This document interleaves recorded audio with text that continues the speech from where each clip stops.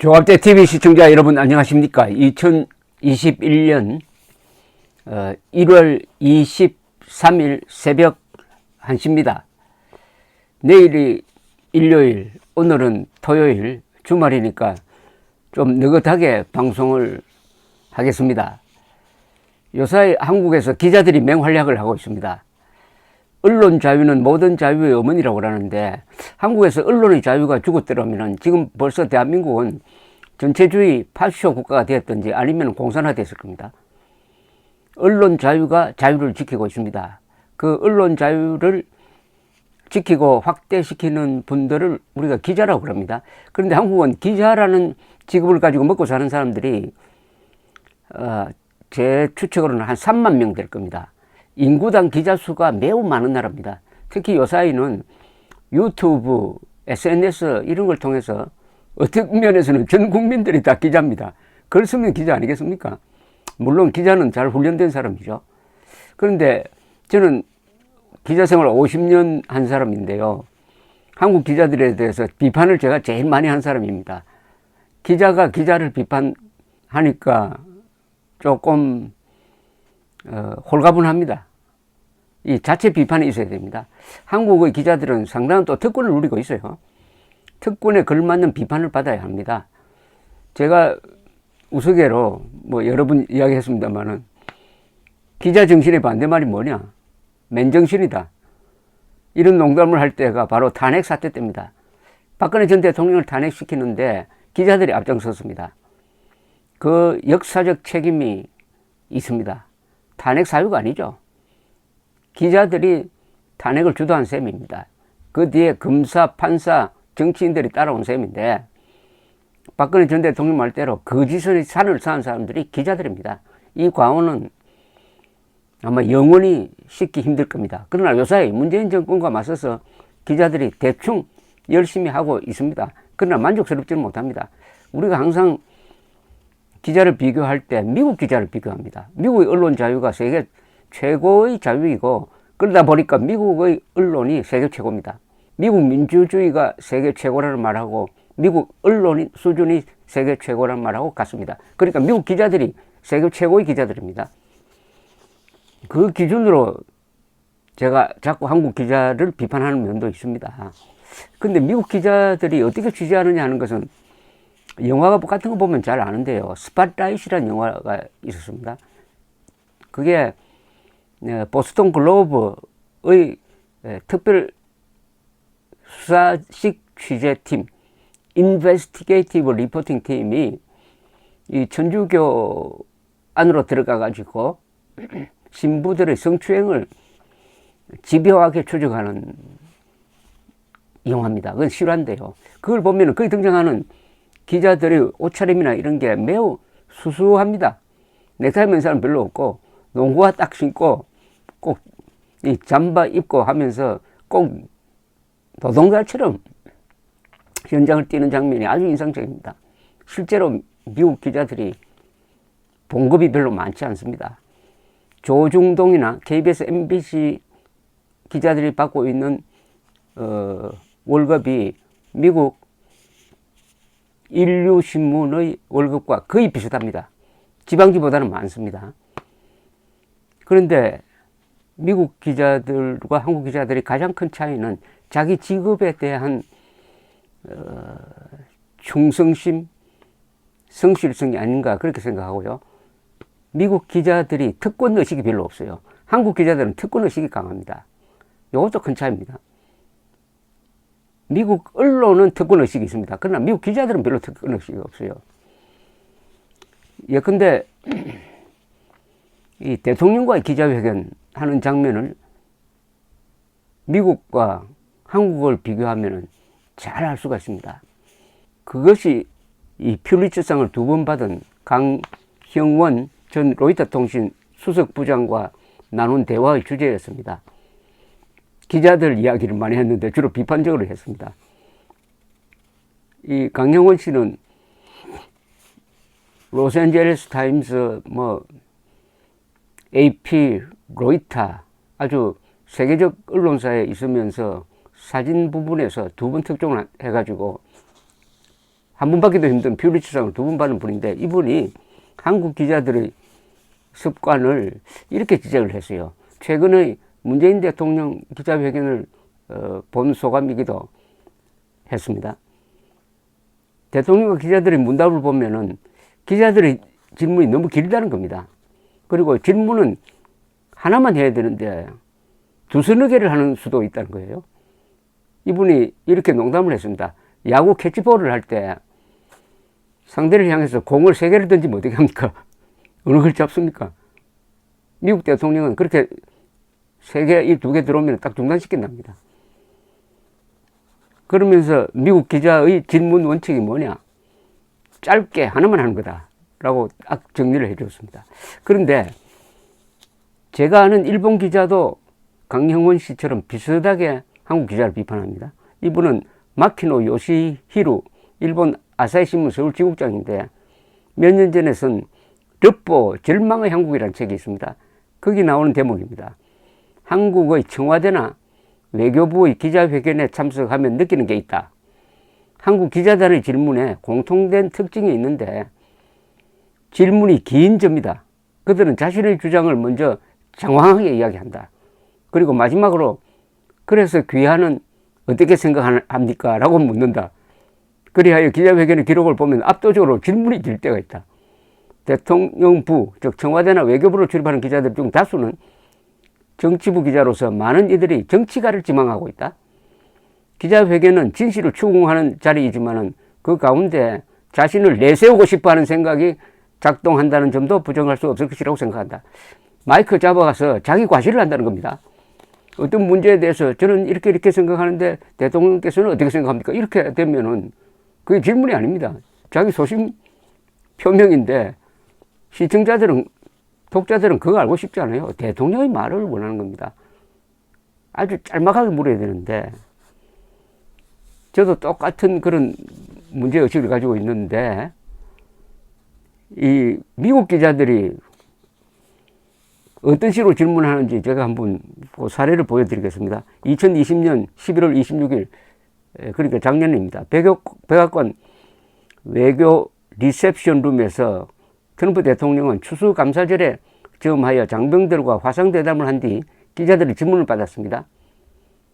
한 기자가 백악관에서의 마지막이 될 추수감사절에 어떤 계획이 있습니까? 라고 물었어요. 트럼프는 화가 났습니다. 마지막 말이 무엇인지 모르겠다. 투표에 엄청난 오류가 있었다. 아무도 수치를 믿지 않는다. 다음 주나 그 다음 주 충격적인 사건이 일어날 것이다. 예의 부정선거론을 한참 폈습니다. 수치는 거짓이고 썩었다. 선거는 100% 조작되었다. 엄청난 부정이 여기서 벌어졌다. 자꾸 이렇게 하니까 기자가 질문 찬스를 못 잡아요. 한 기자가 그러나 하고 질문하려 하자 트럼프는 계속 장광설을 늘어놓습니다. 겨우 질문 찬스를 잡은 기자가 이렇게 묻습니다. 대통령 각하, 만약 선거인단이 12월 14일 조 바이든을 당선시킨다면 승복하시겠습니까? 트럼프는 이렇게 대규모 부정이 있는데 승복하기 매우 어려울 겁니다. 기자가 다시 각하는 하고 질문을 하려 하니까 트럼프는 하고 싶은 이야기만 계속합니다. 대규모 부정이 있었습니다. 이런 일은 이 나라에서는 일어나지 않았어야 해요. 우리는 제3세계 국가처럼 되어버렸어요. 끝없이 이어지는 부정선거 음모론을 듣던 기자가 다시 묻습니다. 그러나 각하 확실히 해주세요. 선거인단이 바이든을 뽑으면 승복하겠습니까? 그들이 그렇게 한다면 실수를 하는 거야. 왜냐하면 이 선거는 부정이거든. 다시 기자가 묻습니다. 승복하시겠습니까? 트럼프가 동문서답을 하자 기자는 그렇다면 승복 안 하시겠다는 겁니까? 이건 아주 날카로운 질문입니다. 대통령이 그 질문에 대답을 못하니까 기자가 승복에 대해서만 이야기해 주세요 라고 압박을 합니다. 트럼프는 화를 냅니다. 그런 식으로 나에게 이야기하지 마. 기자가 죄송하지만 저는 질문을 하는 겁니다. 트럼프는 너는 풋내기야 라고 또 조롱을 합니다. 기자도 물러서지 않아요. 승복 여부에 대해서 답하세요. 대통령, 나에게 그딴 식으로 이야기하지 말아요. 나는 미 합중국의 대통령이야. 대통령에게 그렇게 말하면 안 돼. 기자도 버팁니다. 나는 승복할 것인지에 대해서 지금 묻고 있는 겁니다. 트럼프는 다른 기자에게 질문권을 줍니다. 이 질문권을 받은 기자가 똑같은 질문을 해요. 그래서 선거인단이 바이든을 대통령 당선자로 선출하더라도 귀하는 이 건물을 떠나지 않겠다는 겁니까? 이건 딱 퇴로를 차단하는 결정적 질문입니다. 트럼프는 그때는 당황합니다. 나는 틀림없이 나갈 거요. 나가. 귀하도 알잖아. 그러나 지금부터 1월 20일까지는 많은 일이 벌어질 거야. 결국 이때 나간다고 했어요. 나간다고. 이 대답을 받아낸 거죠. 나간다. 이걸 받아내기 위해서 이렇게 집요하게 물었다는 겁니다. 그런 말을 해놓고도 계속 트럼프가 선거 부정론을 이야기를 합니다. 계속 하니까 어느 기자가 물고 늘어집니다. 선거 부정의 증거를 언제 보여줄 거예요? 트럼프 지금 진행 중이야. 기자, 그게 아니고 우리가 언제 볼 수 있나요? 트럼프가 또 횡설수설하니까 기자가 못을 박습니다. 증거가 있다면 왜 지금 보여주지 않나요? 다른 기자가 또 거듭니다. 대통령 각하, 만약 대선 결과를 그렇게 믿을 수 없다고 생각한다면, 도둑 맞았다고 생각한다면 조지아주에서 공화당 후보들을 찍으라고 하는 근거는 무엇인가요? 그때 트럼프는 공화당의 상원 두 사람을 결선 투표하는 그 현장에 가서는 또 투표를 하라고 이렇게 독려를 하는 거예요. 한쪽으로는 부정선거라고 하면서 또 한쪽으로는 투표하라고 하니까 이게 무슨 일이냐고 지금 묻는 겁니다. 트럼프는 궁색한 설명을 합니다. 두 공화당 후보는 굉장한 사람들입니다. 그러나 선거 부정에 대하여 주의하라고 말하고 있습니다. 스위치를 돌린다든지 칩을 새로 끼운다든지 하는 방법으로 역사를 바꿀 수 있다고. 그러니까 전자 개표기 조작을 했다 이런 주장이죠.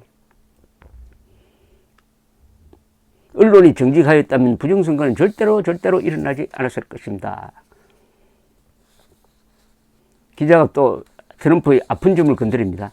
전임 대통령이 차기 대통령의 취임식에 참석하는 것이 전통인데 조 바이든 이렇게 이야기하니까 트럼프가 딱 자르면서 아직은 답하고 싶지 않아요 라고 합니다. 기자가 추가 질문을 하려니까 트럼프는 나는 답을 알아요. 솔직하지. 나는 답을 알아요 하면서 더듬거립니다. 기자가 답은 이해했습니까? 그럼 참석할 겁니까? 라고 물은 거예요. 나는 아직은 이야기하고 싶지 않아요. 이런 일은 처음이야. 전에는 잡지 못했지만 이번은 우리가 잡았어. 우리가. 뭘 잡았는지 아마 범인을 잡았다는 뜻으로 보이는데 기자가 왜 변호사들이 증거를 제시하지 못합니까? 라고 물으려고 하니까 트럼프가 또 일방적 주장을 이어갑니다. 그들은 개표 참관인을 허용하지 않았어요. 참관인들은 우리나라에서는 신성한 존재란 말이야. 그들을 방에서 쫓아냈거든. 이때 기자가 딱 끼어듭니다. 그건 사실이 아닙니다, 각하. 그렇게 하지 않았어요. 대통령이 계속 고집을 부립니다. 그랬다니까요. 기자가 물러나지 않아요. 기자는 각하의 변호인들도 참관인이 개표장에 있었음을 인정했습니다. 트럼프는 이 명백한 사실도 인정하지 않고 논점을 피해 다른 주제로 막 옮겨갔습니다. 어쨌든 이런 식으로 미국 기자는 트럼프 대통령을 이렇게 압박합니다. 얼마나 질문이 짧습니까? 질문이 짧아야 답변하는 사람도 피해갈 수가 없는 겁니다. 그런데 한국에서 제일 문제가 청와대 출입기자입니다. 청와대 출입기자는 대통령의 일거수일투족을 국민들에게 보고를 해야 됩니다. 박근혜 전 대통령이 소통 부족이었다는 걸 보고 우리가 깜짝 놀란 적이 있습니다. 비서실장을 일주일에 한 번도 못 만난다고 하면은 그 청와대는 제대로 돌아갈 수가 없습니다. 그런 사실은 탄핵 과정에서 알게 되었어요. 왜 그때 박근혜 대통령 시절에 청와대 출입기자들은 왜 대통령이 이런 비정상적인 직무를 하고 있다는 것을 왜 보도하지 않았습니까? 그때 보도했으면 아마 탄핵 사태를 막을 수 있었을지도 모릅니다. 지금도 마찬가지입니다. 문재인 대통령 일정을 보면은 너무나 외부와 소통이 없습니다. 이념을 같이 하는 비서관들, 측근들에 딱 둘러싸여 가지고 있는 시간이 너무나 많아요. 그러면은 대통령이 현실과 멀어지게 됩니다. 현장과도 멀어지게 됩니다. 지금 문재인 대통령이 기자회견을 하면 항상 실언을 하잖아요. 입양아가 마음에 안 들면 바꿀 수도 있다. 그 이야기는 얼마나 현실 문제를 동떨어지게 보고받고 있는지를 잘 알 수가 있습니다. 일본 기자들은 어떻게 하느냐? 일본의 총리 출입 기자들은 일본 총리가 어제 움직였던 동선을 매일 분 단위로 적어서 항상 고정란에 싣습니다. 아침에 일찍 일어나서 어느 식당에서 누구와 식사를 했고, 그 다음에 어디 병원에 들려가지고 무슨 치료를 받았고, 그 사이에 누구하고 인터뷰를 했고, 국회에 언제 나갔으며, 점심은 누구하고 먹고, 어느 장관으로부터 보고를 받았냐. 이걸 깨알같이 씁니다. 이걸 통해서 국민들이, 일본 국민들은 어제 총리가 어떻게 움직였다는 것을 훤하게 알 수가 있습니다. 한국 기자들은 그렇게 합니까? 지나간 대통령의 일정은 비밀이 아닙니다. 내일 있을 일정을 쓰면 그게 보안상의 문제가 생기니까. 한국 기자들 기본을 지금 지키지 않고 있는 점을 말씀드리는 겁니다. 죽은 기자의 사회가 되면은 자유는 죽어버립니다. 기자들이 불침벌입니다. 기자들이 자유를 지키는 불침벌입니다. 그렇게 하려면 기본에 충실해야 됩니다. 특히 청와대 출입 기자는 대통령을 감시한다는 말은 좀 그럴지 모르지만 대통령의 일거수일투족을 국민들에게 보고할 의무가 있습니다. 문재인 대통령과 같은 편이 되면 안 됩니다. 감사합니다.